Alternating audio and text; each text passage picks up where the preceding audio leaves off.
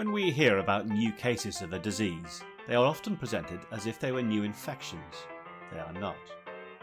4 new cases in Upper Twiddleham does not mean there are 4 new infections in a Middle England town. And cases doubling in Ergel does not mean that the disease is spreading rapidly in some foreign country. We need another vital piece of information, without which the number of new cases is useless. So let's say there is a deadly lurgy in Twiddleham. Yesterday, to find out who has the lurgy, we tested the Twidleyans for particular signs. Some had those signs, some did not. Those who did were recorded, and these are the new cases of the lurgy. That is, the new cases are the people that we found with the lurgy. And that is what we mean when we talk about cases, an individual known to have the disease. But although we tested some Twidleyans, we didn't have enough time or test kits to check everyone. Lots of other Twidleyans are also infected with the deadly lurgy, but we don't know who they are.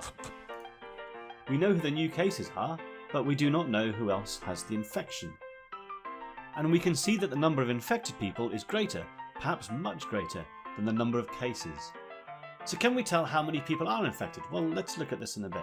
So yesterday, we used all our test kits on the Twidleyans. Today, some more have arrived, enough to open a second testing centre. And we can now test twice the number of people. This is a good thing, as more sick people can be treated. So yesterday, we tested 20 people and half of them had the lurgy. That's 10 cases. Today, we test 40 people and half of them have the lurgy. That's 20 cases. And tomorrow, perhaps, we will test 60 people, and if half of them have the lurgy, that's 30 cases. So yesterday 10, today 20, tomorrow 30. We are finding more cases. The number of cases is going up every day. But this is just because the number of tests is increasing. The more we test, the more cases we get, even if there are no new infections. And of course, we expect people to infect each other as they meet each other. So the number of new cases here is not the number of people who have just been infected, but the number of people we found with the lurgy. These are people who already had the lurgy. And yet some Twidleyan journalists don't get this. In today's news, cases of deadly lurgy doubles in Twiddleham. Twidleyans more likely to contract the lurgy than Weberians. Hamsters cause cancer! They don't seem to understand. New cases are not new infections. But when news outlets tell us about these cases, they're telling us about something we can count, the number of people who are found with the disease. Too often, we take it to mean something we don't know, the number of people infected in the population. Now, if we don't know the extent of infections, can we estimate it from what we do know? Why, yes. Yes, we can. We only have enough time and kits to test some of the population, so we pick some people and test them.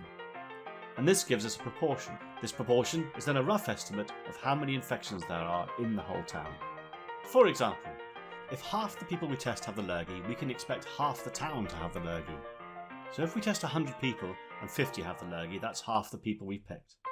And if the town has 10,000 people, then half of them, 5,000, have the lurgy, even though we only have 50 cases.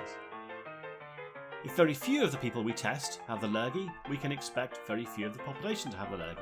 Hooray! If most of the people we test have the lurgy, we can expect most of the population to have the lurgy. Ooh. So remember, new cases are not new infections.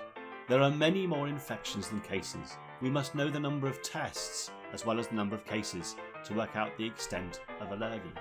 If someone is using the number of cases to make a point and not telling you the proportion, send them here. Don't be a COVID-idiot. Tell your MP. Convince your journalists. Isolate your hamster. in today's news, Twiddleham doomed. Hamsters cure cancer!